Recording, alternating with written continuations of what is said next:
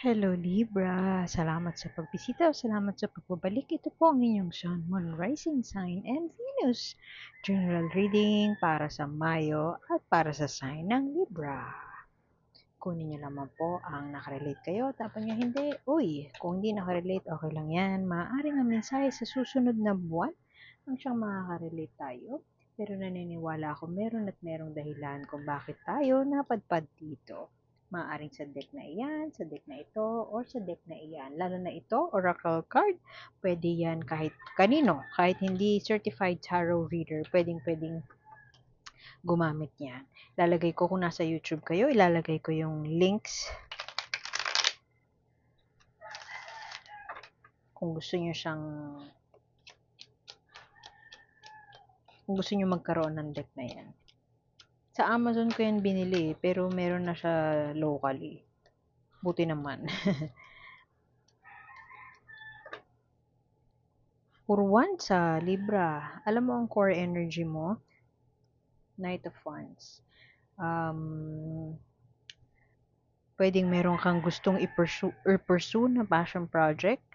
O pwede din naman na kung may kinalaman ito sa love situation, ikaw ay may gustong ibigay na mensahe sa isang tao. May nanggagaling siya sa passion, sa grit. Yung iba sa inyo, kung career naman, pwedeng may kinalaman to sa manghihingi kayo ng raise, o kaya gusto nyo na manghingi ng raise, ng salary increase, o pwede din naman magpaparelocate, may hihingin kayo doon sa sa boss nyo, pwedeng ganon. Pwede din naman na may kukumprontahin kayo na office, na colleague, medyo malakas ang enerhiya ng taong ito at ano siya, palaban, ganyan. Or very, very passionate, very grit to yung energy ni Libra this month. Pwede din naman na ano yan, parang kung dati, parang feeling niya wala masyadong ginagawa, ngayon parang alam niya na yung gusto niya. At yun ay clarified. Yung energy na yan, clarified by the Queen of Wands. Ang Queen of Wands, she knows what she wants in life. She knows what she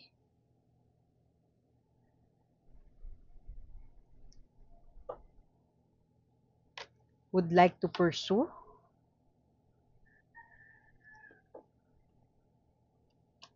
Ingat ka lang na may mga confusing forces, parang push and pull from different people. O kaya naman ay lalabnaw yung plano na finally get moving. Pwede kasing yung iba sa inyo gusto na mag-relocate overseas o kaya gustong bumiyahe, pero sadyang hindi makabiyahe sa ngayon. Maraming gustong i-pursue. Yung iba naman sa inyo, pwedeng gusto mag-aral muli. Pwedeng mag-MA to overseas. O kaya pwede naman locally gusto mag-MA. So, pwedeng yung iba sa inyo, ipo-pursue nyo or sasabihin nyo dun sa boss nyo na ito yung gusto kong gawin, ito yung gusto kong mangyari. Sasabihin mo yun with all confidence. Sasabihin mo yun sa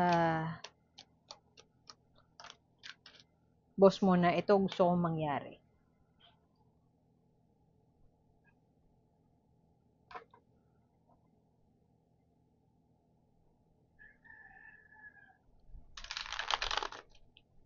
Parang spur of the moment yung nakikita ko dito eh.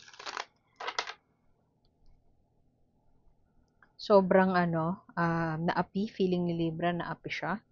O kaya feeling niya naman ay siya ay parang kinukulong sa isang sitwasyon na hindi na nagbibigay ng growth sa kanya. Dahil spur of the moment, malakas ang parang kabig. Malakas ang gusto ni Libra na mangyari. Ang tendency niyan ay makakalimutan niya na yung hinihingi niya is not something that will be beneficial for him or her in the long run. So, pwedeng yan yung scenario na nakikita ko. Kasi it's a period of study. Pag-aaral, o kaya naman ay, alam mo yung putting your head low and doing everything in your power para matapos ang isang proyekto. Pero katabi niya is Eight of Swords. Pwedeng hindi na wala nang movement, trabaho na lang ng trabaho. Kaya I feel like there's something parang may biglang epiphany si Libra this May and maisip niya na parang andito ako sa sitwasyon na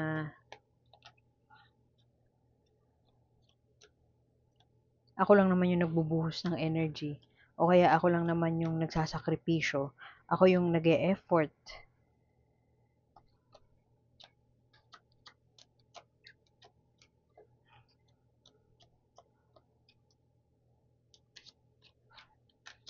So might as well sabihin ko na napalitan naman natin yung sitwasyon ko.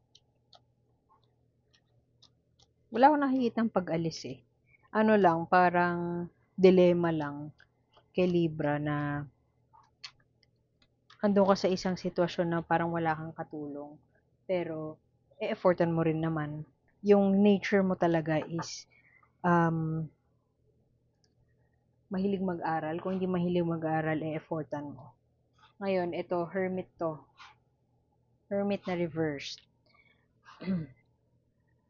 Kung hindi Virgo ang iyong kadil, pwedeng yan ay isang sitwasyon or enerhiya na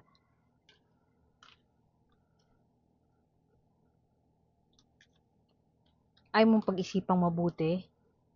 Confrontation, yan yung nakikita ko eh.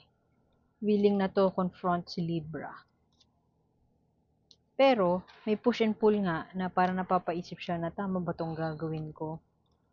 Gusto ko nang i-send yung message of something. Message na ayoko na dito, i-promote nyo naman ako, pingin salary increase. Pwede din naman na mensahe na kung love situation to, mensahe na level up na tayo, magpakasal na tayo. Itong gusto ko. Pwede din actually na ang situation naman ay um, ayoko muna magpakasal, mag-aaral muna ako, punta muna ako abroad, mag-iipon muna ako. So, buo ang loob ni Libra, pero at the same time, pinagdududahan niya yung kung tama ba yung magiging desisyon niya. Alam mo yun, parang bahala na si Batman, gagawin ko to. Naku po, mag-ingat ka, Libra, na magpadalos-dalos. Hindi reversed yung Knight of Wands, pero mag-ingat ka na dumating sa punto na mamadaliin mo ang mga bagay-bagay para lang mangyari siya. Example yan, kung gusto mo nga yung promotion, yung kukulitin mo yung boss mo, at hindi mo intayin yung end of the quarter, pipilitin mo siya na ibigay yung ano na yon, ibigay yung promotion na yon. Pero hindi mo napapansin o kaya hindi mo mamalaya na working against you pala, mag-fail lang pala kasi masyado kang nagmamadali, masyado kang kalaban na hindi mo iniisip yung all sides of the situation. Example din yan sa love situation. Meron kang nalaman mo, example lang to pwedeng may isang makarelate. Nalaman mo na may kabit yung partner mo or yung asawa mo. For the longest time, napapraning ka kakaisip doon sa sitwasyon na yon. And so, nag-decide ka na kumprontahin na sila. Ngayon, maganda na alam mo na yung gusto mong gawin. Very fierce, very confrontational ang energy nitong spread na to kay Libra. Pero, it might fail. It might not go in your favor. Bakit? Hindi mo pinag-isipan. One, or pwede ka namang umalis na lang. Parang, focus na ako sa respeto sa sarili, pero manunugod ka ng kabit. Alam mo yon, hindi siya, it doesn't add up. I hope I made sense. Alam mo yun, gusto mo ng respeto sa sarili, respeto sa'yo, self-love, keme-keme. Pero, maganda yung self-love, keme-keme. Maganda yung alam mo kung ano yung gusto mo. Pero para magpadalos-dalos ka, o dumating ka sa sitwasyon na mga away ka, mangungumpronta ka kasi wala na yung peace of mind mo, may tendency ngayon na ikaw yung ano, ikaw yung talo. Ikaw yung talo. Something is not clear to you. Hindi ko alam kung closure, yung iba sa inyo closure ang hanap, o yung iba sa inyo ay gustong manugod dahil nga gusto niya ng sagot. Pwedeng ginost. Oy, yun na nga, oh. Pwedeng ginost, o kaya, alam mo yung nasa relasyon ka pero you feel so alone. Ito kasi yan eh. Tapos, clarified by the moon. So, pwedeng for the longest time, merong tinatago sa'yo yung partner mo, o may tinatago din sa'yo yung boss mo. Example nun, halimbawa, nag-hire sila ng bago, tapos, para kunwari daw may katulong ka, pero ang totoo ay hindi ka lang nila talaga pwedeng i-promote. Pwedeng ganun. Tapos ngayon, this May, lahat mabibigyan ng linaw yung mga iniisip-isip mo matagal na. And this May din, dahil nga magre-resurface yung truth na tinatago sa'yo, yung mga katotohanan na tinago sa'yo dati, you will have this courage to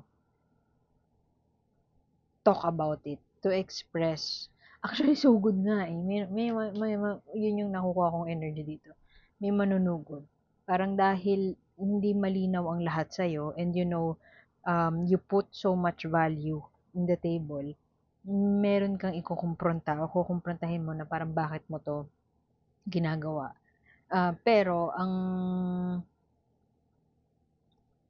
malupit doon, hindi ko alam kung ang mauuna ay yung mental anguish as a result of panunugod mo, o mental anguish as a result of yung mga ginagawa, panggo-ghost sa'yo, o kaya hindi ka kinakausap, o kaya hindi sinasabi sa'yo yung katotohanan.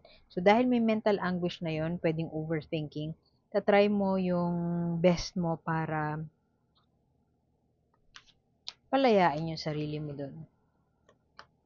May mabibigyan ng liwanag this May, and I feel that maganda, happy ending, and I feel that hindi mo pagsisisihan kung ano man yung pagdedesisyonan mo na gawin.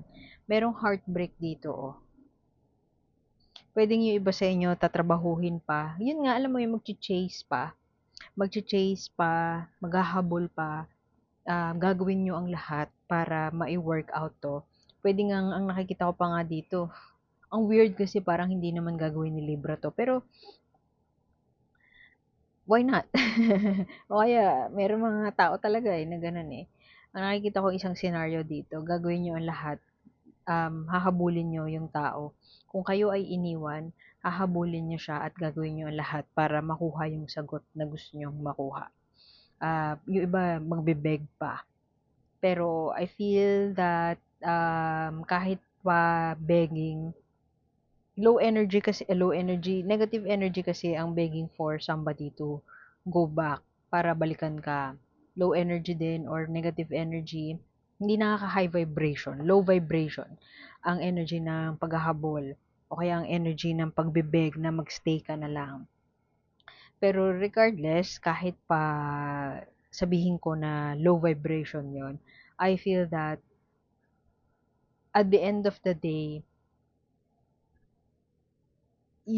that is your definition of happiness. Yung kumprontahin o kaya malaman yung mga sagot na gusto mong makuha. Makuha yung mga sagot na gusto mo. At hindi mo pagsisisihan yun. Yun yung definition mo of what will be a happy ending for you. Yung makamit mo yung hustisya. O kaya sumugod. O kaya naman ay makuha yung mga sagot sa mga bagay. Ayun, tingnan mo, tumatawid siya dun sa Ring of Fire. So, may risks involved. Merong hindi ligtas na pagkakataon, pero handa kang sumugal para lang makuha yung sagot na gusto mo. At kahit pa sabihin ko sa'yo na hindi ka magtatagumpay, o kaya hindi magiging successful itong grand plan mo of confrontation, malakas yung energy ng Queen of Wands dito eh. Ikaw yan. Yung energy ng ito yung gusto kong mangyari and I will do everything in my power to make it happen. Gusto ko ng sagot, ayoko nang napapraning, ayoko nang nag-overthink, gawan natin ng paraan para makuha ko yung sagot.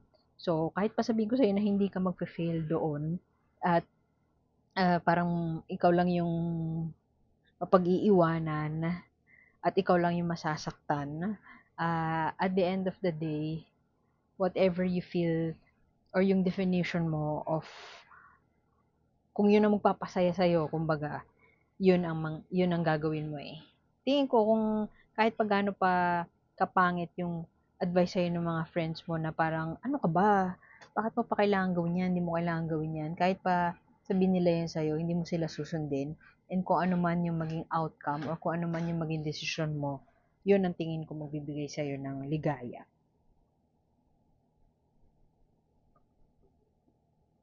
Hindi ka makikinig eh sa mga tao. Alam mo yun, gagawin mo kung ano yung gusto mo. Bahala ka.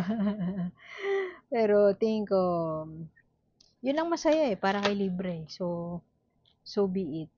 Beginnings. I feel na si Libra ay handa na para tumahak ng bagong um, path o kaya naman ay i-carry niya yung, alam mo pwede kasing yung iba sa inyo ay nabuntis or buntis. And so, gagawin niyo ang lahat para ilaban kahit masakit man, ilaban na panagutan yung baby. So, dahil ilalaban mo yun, masasaktan ka, sasabihin sa'yo ng mga kaibigan mo, wag na, pero ang intention mo is para kasi doon sa bata. Hindi para magkabalikan kayo, kundi para sabihin lang kung ano yung nasa sa loob mo. And para sa'yo, yun na yung happiest moment of all. Mo, masabi mo kung ano yung nararamdaman mo. Maganda to kasi um, hindi ko nakita yung world card dito. Hindi magsasara yung chapter, pero magkakaroon ka ng panibagong simula. Basahin ko yung guidebook para kayo mismo may interpretation. Sorry sa ingay. Beginnings for Libra. Whatever you're dreaming of, do it. Dare to stare down the dark void, the white canvas, the blank slate of uncertainty, and begin. The little dream egg of new life inside you is already cracking. Ayun na nga. Yung iba sa inyo siguro nga buntis. It wants out into the world, and as its carrier, you are its sole deliverer.